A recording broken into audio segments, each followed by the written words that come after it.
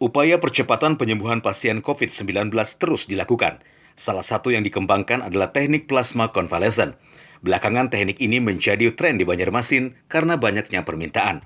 Salah satunya adalah Unit Transfusi Darah Palang Merah Indonesia atau PMI Kota Banjarmasin. Dalam sebulan terakhir, pendonor plasma konvalesen di PMI Banjarmasin meningkat dari 20 kantong menjadi 90 kantong. Tren positif ini beriringan dengan tingginya permintaan dari rumah sakit yang sedang melayani pasien COVID-19. Tidak hanya di Banjarmasin atau Kalimantan Selatan, tetapi permintaan juga datang dari Tarakan dan Kutai Kaltim, serta dari Sampit Kalteng. Nah, itu kan yang sudah dikumpulkan oleh mereka itu yang ex-COVID. Oh, yang 100 itu? Sudah pasti ex-COVID semua. Targetnya sendiri, Dok?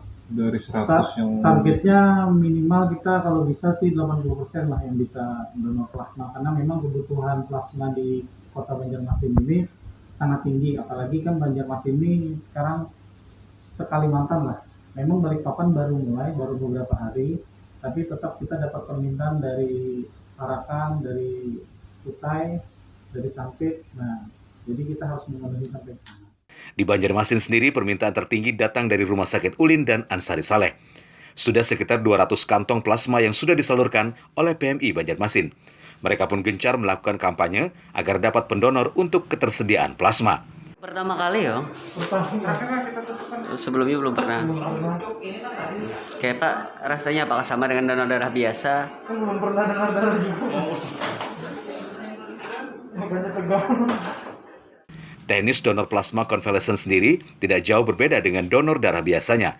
Plasma darah yang mengandung antibodi dari pendonor kemudian ditransfusikan kepada pasien yang terinfeksi virus COVID-19. Antibodi yang diberikan melalui plasma inilah yang membantu untuk melawan infeksi yang sedang berjalan di tubuh pasien. Dari Banjarmasin, Dirgantara, Kalsel, 1net.